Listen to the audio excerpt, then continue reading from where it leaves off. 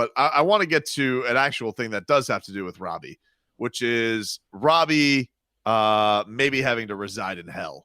Now, if you know this show, we have certain creeds on this show, and one of those is Chris Sims can go to hell. Because, he comes up with his quarterback list. He puts Tua at 40, and then he acts like it's some kind of compliment, which is just the worst kind of guy, right? A guy who thinks he's paying you a compliment when really he's insulting you. It's called smiling faces with hidden agendas. Riley's spoken about this. But Robbie, he's been more in lockstep with Chris Sims as the weeks go by. And I would say the guy that he's been most critical of in the pre-draft process has been Alabama running back Najee Harris. First of all, and I'll let you have your piece, Robbie, but in opening arguments, it feels like Robbie is rats off a ship on basically everybody from Alabama because he thinks they all live in Peter Pan land and that they're all products of the system. Except Surtain. Hold on. And that just basically sees what it's like with and the only reason he's not putting Pat Surtain there is because he probably loves Pat Surtain from his childhood. That's the only reason he loves balled his out and he did pro days.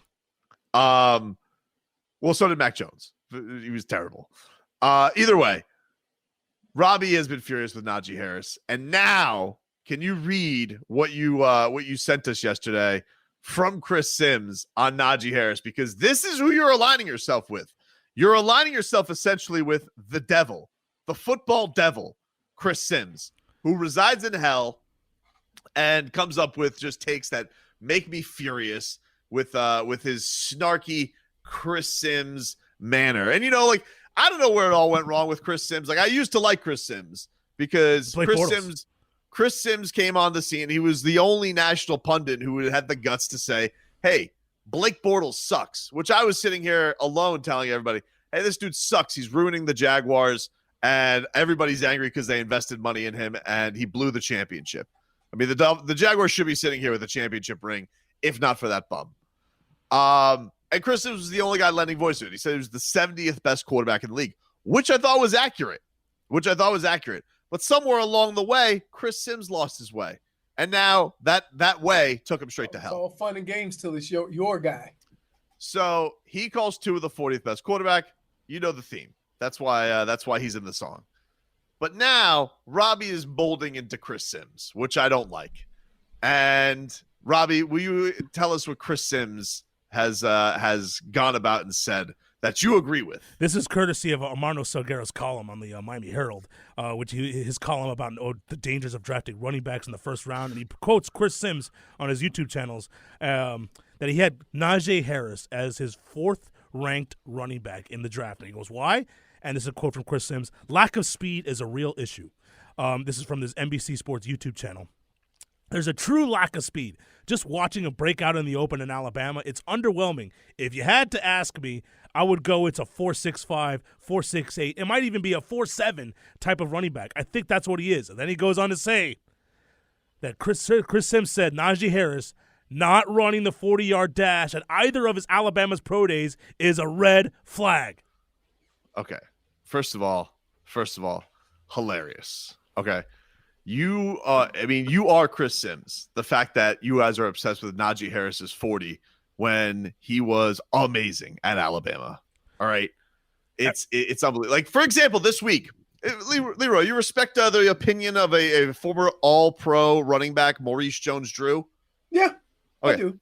Maurice Jones-Drew, good enough for him that Najee Harris would be drafted in the first round. By the way, Maurice Jones-Drew, a man disrespected not taken in the first round. That's why he wore number 32 his entire career, because all 32 teams passed on him in the first round. Bet you didn't know that. Team Petty on his number. I like that. Even the Jaguars got a piece of his Petty. So just so you know where I'm coming from on this. Second of all, bro, we've had fast running backs here. I don't know if you know this. The first argument we had in the preseason last year was about Matt Breida racing Jakeem Grant. All right. How did Matt Breida do for the Miami Dolphins? All right. Not great. Okay. Lamar Miller, we had forever. It took him till like his last week with the Dolphins to have a 99-yard touchdown run. So if I got a guy in Najee Harris who Maurice Jones-Drew is saying is basically Christian McCaffrey with his versatility, why in the hell do I care what he did at his pro day? All right. As counter arguments, exactly. His time or lack of time is not the problem. It's the fact that he chose not to run it. He thinks that he's got it made in the shade. Like, he could have run out. If you run in a force, That's not what that means, Robbie. yes, it does. You know why? Here, there's certain tests at the combine and pro day I didn't do. One is lift 225 pounds. How many times can I lift 225 pounds? Don't know. Don't care. You know. Come on, bro. No, I don't. Come on, bro. You know. I never did that test. Come on. What was Leroy's max in the weight room? Oh, I don't know. Throwing up your LBs, primo. I remember Leroy like Horde, maybe touchdown vulture. I would say this at LA Fitness one time, I bet a guy $100 that I could lift 345 just clean, just right and there.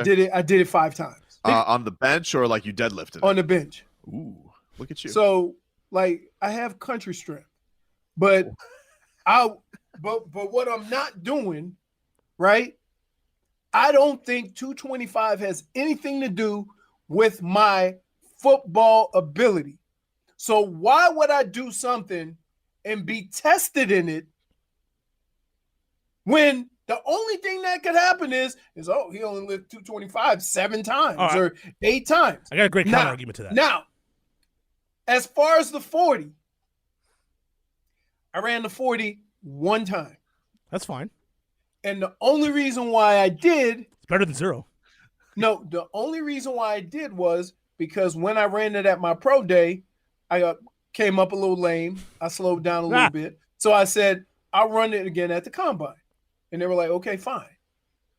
But other than that, I didn't do any of the other stuff. So you had not a true 40 your first time? Yeah.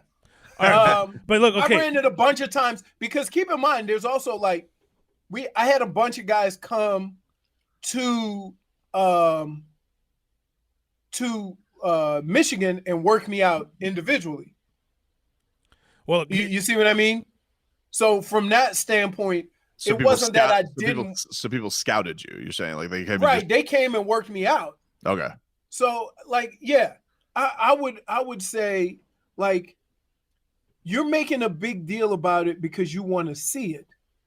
You love notebooks. If and here's the deal. Running back is not about how fast you are. You can run a 4 flat, Robbie. If you can't get there, it don't matter. All right, but here's the problem. And that happens with a lot of fast running backs is that, they look good on their pro day. They run a 4.3. They run a 4.4. You put them in the backfield, they can't read blocks. They can't do anything. So they never get in the open field. All right, but Najee Harris is playing in Alabama, so of course he's going to have massive holes, and he's going to put up all these stats. That doesn't tell the whole story. Robbie. My line when I was at Michigan averaged about 320. Okay, we look like grown men compared to anybody else that we played against. So the 40 time for me wasn't the most important thing. You know what the most important thing for me was when I came out? They said, this guy played fullback in a wishbone, which is 1 yard behind the quarterback. And he was able to adjust and make reads and run to the open hole being 1 yard behind the quarterback. So that means he's quick-witted, that he can make decisions quick. But it was the on-the-field play. Okay, and Robbie, but we're at a point, too, where, like, why did you want to align yourself with this guy? Well, he is a rat bastard. Why do you want to have the same takes as Chris Sims? I had this take before he did. And so that is what it is. And look, but shouldn't that make you do some self-reflection? No, you know what? Maybe he was onto something. Look, he might have been onto something with Herbert over Tua. That's still up in the air. I'll admit, but you know what? He wasn't as crazy as everybody makes out to be when his takes on Tua. So I may be turning to the dark side. He's wacky take guy. Like he's the same guy who's out here like, Trevor Lawrence, is he number 1 overall? I don't know what one. This is the guy you align yourself with. He does have a little too many demons on that side. But look, here's the problem. If Najee Harris ran the 40, and let's say he ran like a 4.48, we would all be drooling. We're like, like he had a chance to be super great and put on a show. No, we wouldn't. At 6'3", 230, we'd be drooling. Oh my God, we got to take him 18. Okay, but even if he was a 4.48, like, is he going to get taken in the first round? 18. Maybe not. Maybe not. At his size, at 6'3", 230, if he busts out a 4.48, we'd all be like, We can't wait till the second round. We got to take him at 18. He'd be a lock. But he's already in a lot of first-round mocks. Like, there's nothing to gain from it. That's plenty to gain. He can lock himself into the first round. He's not guaranteed. He's a running back. He's not guaranteed to go in the first round. I would say, though, he's guaranteed to be the first guy taken. Is he not the first running back taken? It's not. The odds are like, Najee Harris is like minus 170, Etienne plus 150. He's a slight favorite, but not a super lock. But we can agree that Etienne had more to prove. Like, Etienne went in there and was probably like, if I'm going to get past Najee Harris, I need to put stuff out there. And Etienne could have been in the draft last year. He chose to come back, played another great year, and yes, maybe he did a little bit more to prove. But Najee Harris, but look, he also had that comment about the Alabama's a miniature NFL. And Leroy, you said the Jaguars would blow out Alabama if they played last year. It's the next level. It's the next level up, bro. You need to be here, Robbie. There's a couple of things that you should have learned from this recent year of football. Okay. And the first thing is that coming back for your last year as a running back does absolutely nothing for you. Nothing. Etienne would have definitely went in the first round last year. Second. He didn't have to come back. He could have gone. He would have got drafted higher if he would have he would have left last year because there were fewer running backs. Mm-hmm. Okay, so that's one lesson. The other lesson is that if you watch any football for a substantial amount of time, you realize it's not about speed, it's about quickness. We've also seen that but Robbie, we've also seen with these rookie running backs that come in, like that's the time where you want these guys like Todd Gurley and Ezekiel Elliott and Leonard Fournette, like they're always best in those first 3 years, especially these top-notch guys. Like, it's not that, like, I get people saying you don't want to go because you could go and maybe get a James Robinson who's not drafted, but like also if you want to plug in a spot that was absolutely non-existent last year for the Dolphins, like I'm not going to get mad at Chris Greer if he's going to go early and try and fill a void that has been a pain in the ass for them for the last few years. Robbie, did somebody pointed out? I lost text. Hold on. Did Jerome Bettis run a 40?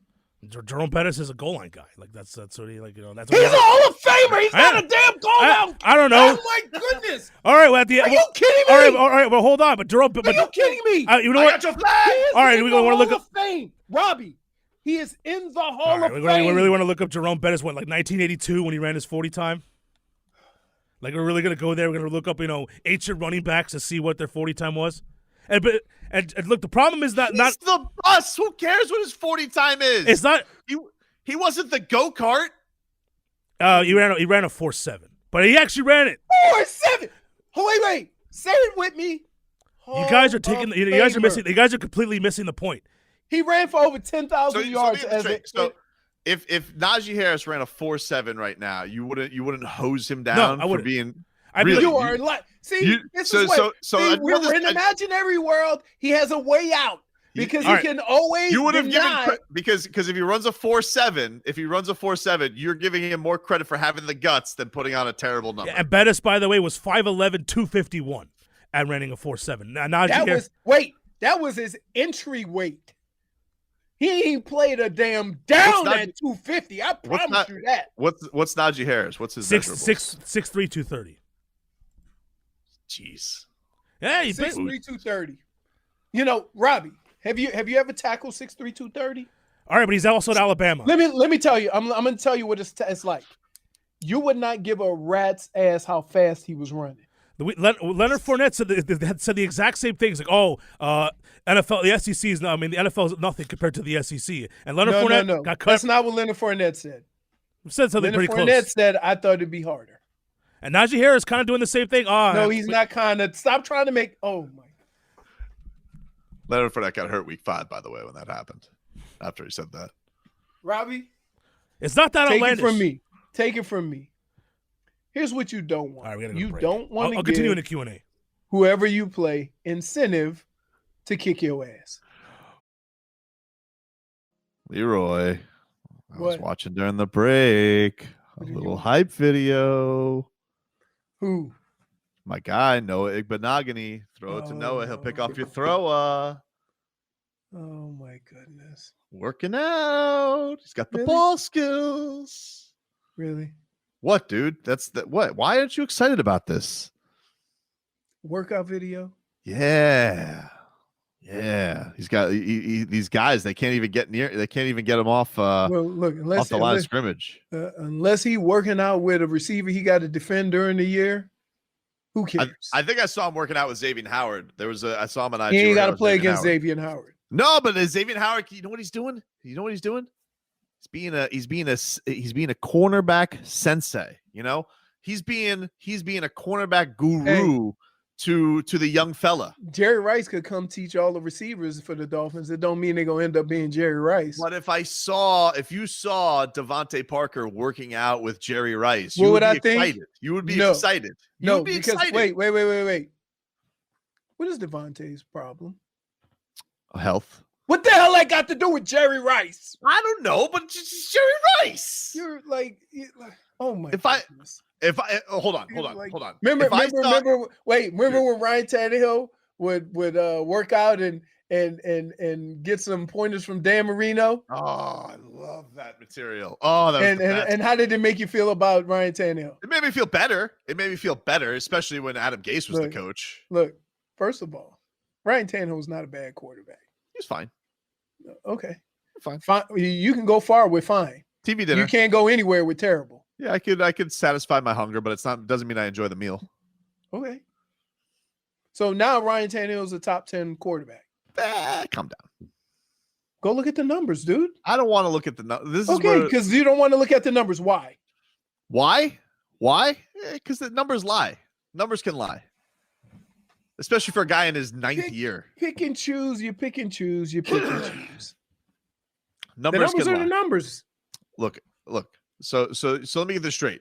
When you got to work out, or if you got some tips from Jim Brown back in the day, that make you a little giddy? Jim Brown. No. I'll tell you who was probably happy about it. Tony Grossi. He was probably like, "Oh, look at Horde. That Horde guy is was getting tips from Jim Brown." If Robbie was a beat writer, it would be Tony Grossi. Just hate everybody. Excuse me, Leroy. It turns out I you didn't run the ran only 140. What were you, a on. coward? We talked about football all the time. I talked about football all the time with Jim Brown. All right. And you didn't think it was cool? Yeah, but it wasn't going to make me Jim Brown. Yeah, but it made you a little bit better, right? Didn't take anything away from it? Sure, plenty of things. Okay. But if you don't have the talent, talent, what does that matter? Well, this kid's a first-round talent. He's got the tangibles. He was a first-round pick. He may not be a first-round talent. He's got the tangibles. Oh my goodness! Fast. The things that you guys determine who's going to be a good player and not a good player is just asinine. This dude is first team all shirt in Miami. First team no shirt in Miami. It's him and Jimmy Butler. So's everybody. Nah, not like this guy's like Cam Wake bodied up. Remember when Cam Wake would wear the man bras because he was he hated shirts? But here's the other thing. Can he cover? Oh, I don't know. Okay. But if he's and how is he going to be graded? See, I'm trying to protect you from you. Well, why? Because I'm taking all of the window dressing and saying it's no determination of what you should think of him as a player. Because then 5 months from now, when you say he sucks, if he doesn't play well, I'm gonna say, but he did all those workouts. Yeah, but here's the thing. Maybe he can't cover right now, but maybe he's learning some tricks of the trade from X, right? No, you can't. Because X you can only learn something from X if you're in the same area code as X. X didn't have. If you're not that good, X didn't have a fantastic rookie year or numbers. I think he Pro Football Focus had he had some of the worst grades. And you know what he is? You know what X could teach him? What? Ball hawking skills. Because X is a ball hawk. And you think that talent you can just teach somebody else to do it? I don't think I could. I think if it depends. It depends if Xavien Howard. You think a great running back could take a average running back and make him decent? No. Okay. But maybe then if Noah is not a good cornerback, which we don't know. You ever take a pottery class? No. Okay. Well, I've taken pottery before. before. Ass about pots. I've taken pottery before. Who did you take the class with? What do you mean? It was in school.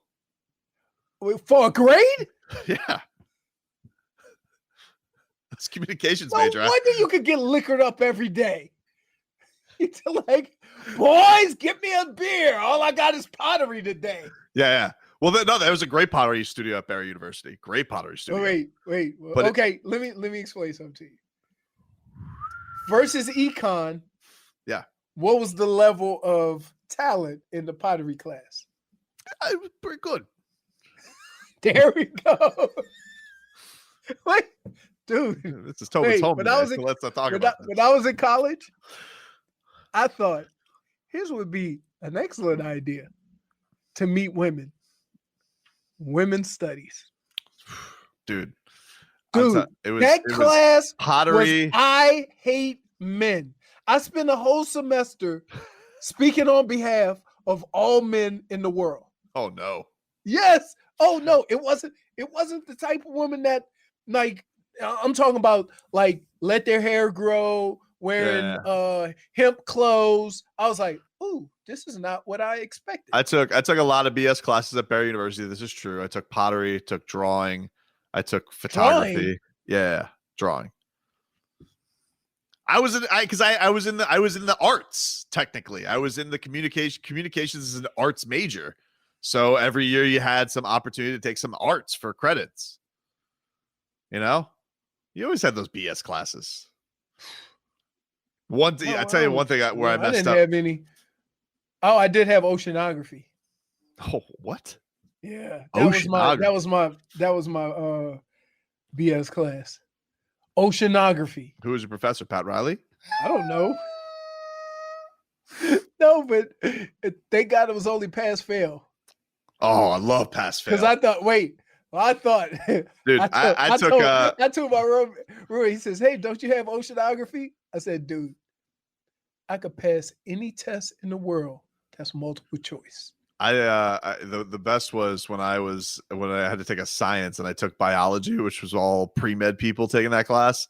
And I got so hammered. I missed my first lab, but there was a caveat. You got your lowest grade dropped at the end of the semester. So I had to make sure I didn't screw up the rest of the semester, but I had that big 0 hanging over my grade the entire year up until the last. Oh, I mean, nobody respected the broadcast guy who was in the science class trying to dissect frogs and stuff. Well, the big 0 is probably why they don't. That's fair. But my point is, you got me off stuff, and you're just hanging on. You got me off track. Nice try. The point is, the pottery class, you need the right type of clay to mold what you got to mold. And so if Xavien, maybe he's a potter, and he goes out there and he sees Noah and he goes, I can make this work. And so he's out there and he's molding clay. Like right Zoe now. did with Hassan Whiteside? I mean, listen, Hassan Whiteside was third team all defense. And Chris Bosh giving tutelage to Bam and D-Wade. How's that work? Worked good. It doesn't work for everybody. Some people you got some clay with some chunks in it. It kind of sounds like your overall message is if the clay doesn't have talent, you can't make a nice pot out of it. No. Sometimes you can make a nice pot out of clay that has no talent, you know. No, you can't. Because at some point, regardless of how good the teaching is or the tutelage is, you still got to go out there and play. And if you don't have any talent, looks so good in these hype doesn't videos, matter. though, bro. Look at them. Yeah, they all do. They're professional players that work out for a living. I mean, you see these. You see that he's all do. Looking like a hawk. You know what else? Here's another thing. You say the same thing. You ready? Basketball offseason when they're all working out without their shirts. You do the same thing. I don't think I do the same thing. Yes. Oh my goodness. I don't think I do the same thing. You are. Stop lying to these people. They can see your face. They know you're lying. You see the little stuff. You see the quick feet. It's all about quick feet. I don't know if you know this as a professional athlete. First step. Evidently, according to Robbie, it's about the 40. Tell you what, hey, you know who said he was the toughest defender when he played him in college? Who? Slim Reaper said no was the toughest guy he ever went up against. Mhm. One had the Heisman and one got drafted in 31st. So Yeah. So there you go. Is he saying that because he used to ball out against him? Well, I'm sure he did. I mean, he balled out Right. against everybody. Right. He's a Heisman Trophy winner. Okay. Oh. We're back after this.